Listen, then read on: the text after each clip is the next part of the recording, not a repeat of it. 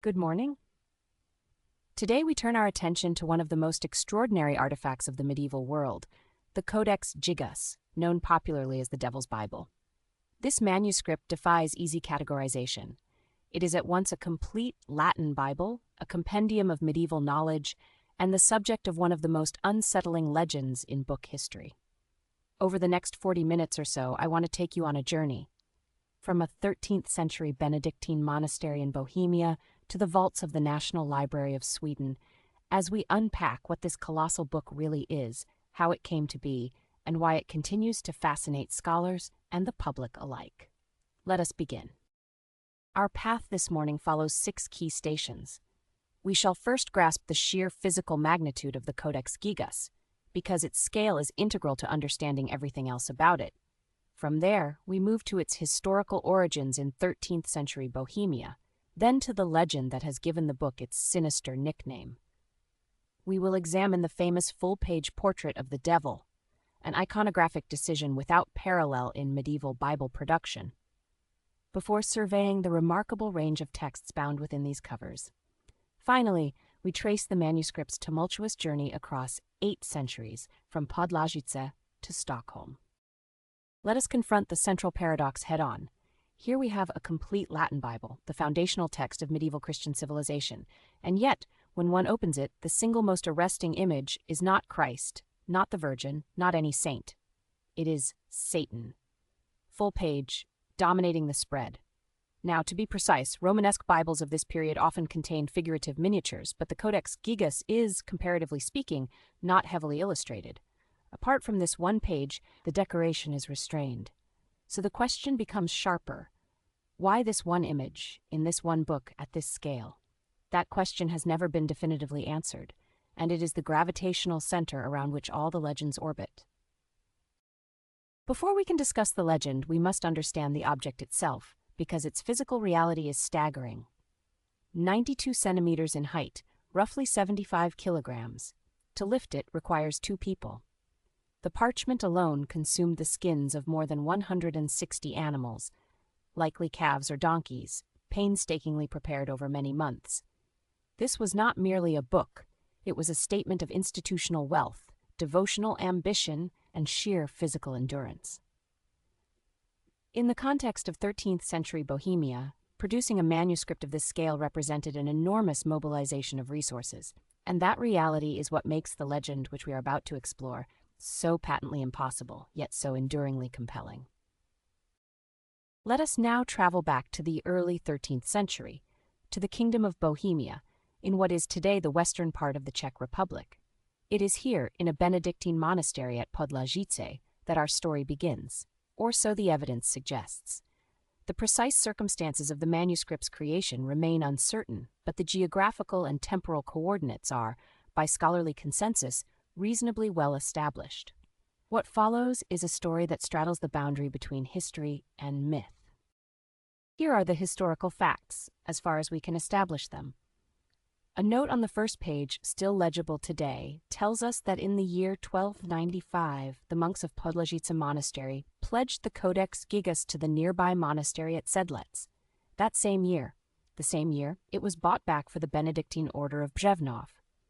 This single transaction tells us volumes. The book was already recognized as a treasure worth recovering at considerable cost. Now, working backwards from this 1295 date and analyzing the paleography, that is, the handwriting style, scholars place the manuscript's creation between roughly 1204 and 1230. Podlažice was not a wealthy house. The fact that this modest community produced, or at least commissioned, the largest surviving medieval manuscript in the world is itself a puzzle worth pondering. Now we arrive at the legend, and it is a dark one. The story centers on a monk called Herman the Recluse. Whether Herman the Recluse was his actual name or a later accretion is debated, but the narrative is vividly consistent across sources. Herman had broken his vows. The specifics vary from retelling to retelling, and the punishment was immurement, being sealed alive within a wall, left to die of starvation and suffocation. Facing this horror, Herman made an audacious counteroffer. Spare me, and I will create overnight a book that will bring eternal glory to this monastery. The abbot, perhaps skeptical, agreed. But as the night wore on, Herman realized the impossibility of his boast. And then, this is the crux of the legend, he did not pray to God for a miracle. He prayed to Lucifer. The devil appeared, the pact was sealed, and by sunrise, the Codex Gigas was complete. The portrait of Satan in this telling is not decoration, it is a signature. We turn now to the image itself, the single page that has defined the Codex Gigas in the popular imagination for centuries. This full-page portrait of Satan is, in the context of 13th century manuscript illumination, genuinely without precedent. Let us look at it closely and consider what it tells us and what it refuses to tell us. Let me describe what we are looking at. The figure fills the entire page. This is not a marginal grotesque or a small historiated initial. The devil is shown frontally, directly addressing the viewer. The face is a green-gray tone. The mouth is wide open, displaying teeth, and the clawed extremities are extended, 4 fingers and 4 toes on each limb, a detail some have interpreted numerologically. He wears an ermine loincloth, and this is significant because ermine was a royal fur, a symbol of sovereignty. The devil here is not shown as a subordinate grotesque being tormented. He is presented as a ruler in his own domain. He is flanked by 2 towers set in a barren, empty landscape. And crucially, this image sits on folio 290 recto, directly opposite a depiction of the heavenly city. The 2 images face one another across the open book. Damnation on the left, salvation on the right. It is a visual argument, a theological diptych, and it is utterly singular in the Romanesque tradition. What does this extraordinary book actually contain? Far more than a Bible, though that alone would be remarkable. The Codex Gigas opens with the complete Old and New Testaments in the Latin Vulgate translation, but it then continues with a sequence of texts that amounts to a medieval library. Josephus's Histories of the Jewish People, which were enormously influential in Christian historiography, Isidore of Seville's Etymologiae, the closest thing the Middle Ages had to an encyclopedia, and, of particular interest to us, Cosmas of Prague's Chronicle of the Bohemians, the earliest historical account of the region where the manuscript itself was produced. There are medical texts, a calendar with computational tables for calculating the date of Easter, and a section of magic formulas and exorcism rites, the very texts that have added to the book's occult reputation. The confessional formulary, a guide for priests hearing confessions, reminds us that this was fundamentally a working monastic book designed for practical use. Let us separate the legend from the scholarship on the question of authorship. The prevailing academic view is that the Codex Gigas was indeed the work of a single scribe. The evidence lies in the handwriting. The consistency of the script across all 620 pages is extraordinary. The same ductus, the same letter forms, the same rhythm. Paleographers who have examined the manuscript agree that one hand dominates. The timescale required, something on the order of 20 to 30 years of uninterrupted labor, helps explain why we have no other surviving works by this scribe. The Codex Gigas was his life's work. That said, we must be cautious. There are small corrections and additions in a different ink, suggesting occasional intervention by other hands. And the name Herman the Recluse, while colorful, cannot be independently verified from the manuscript. It is entirely possible that later tradition attached a name to an anonymous scribe because the legend demanded a protagonist. The scholarly debate is not closed. The Codex Gigas did not remain quietly in Bohemia. Its journey across 8 centuries reads like a European history in miniature.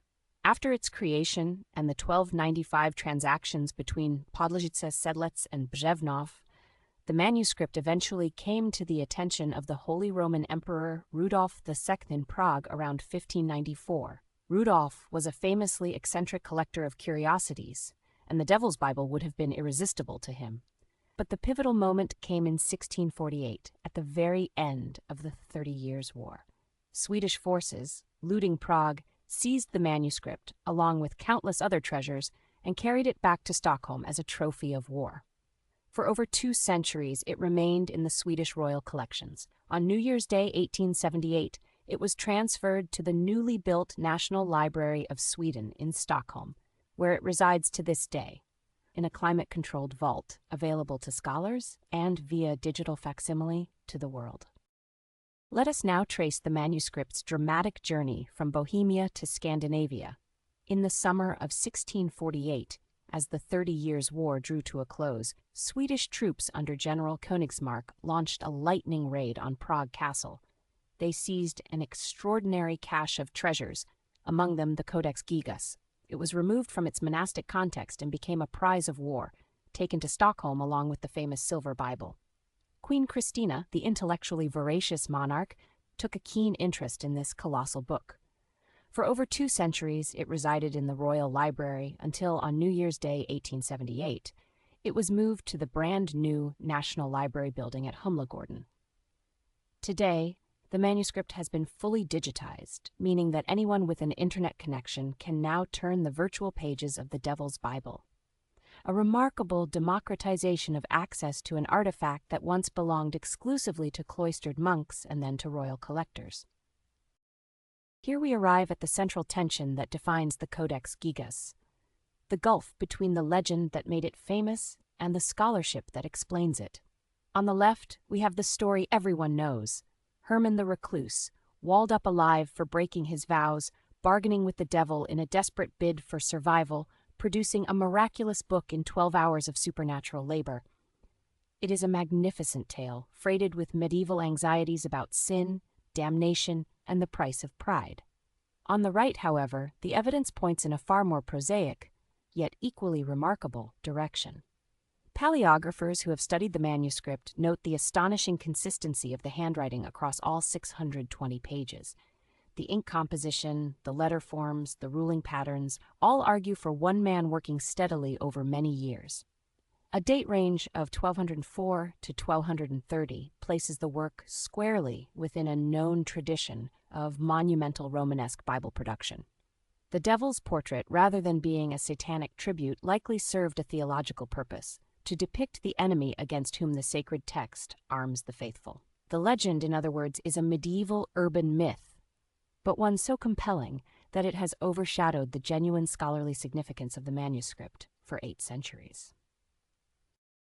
And so we close with a reflection. The Codex Gigas, the so-called Devil's Bible, is far more than a curiosity or a repository of spooky folklore. It is, in truth, one of the supreme accomplishments of medieval European civilization.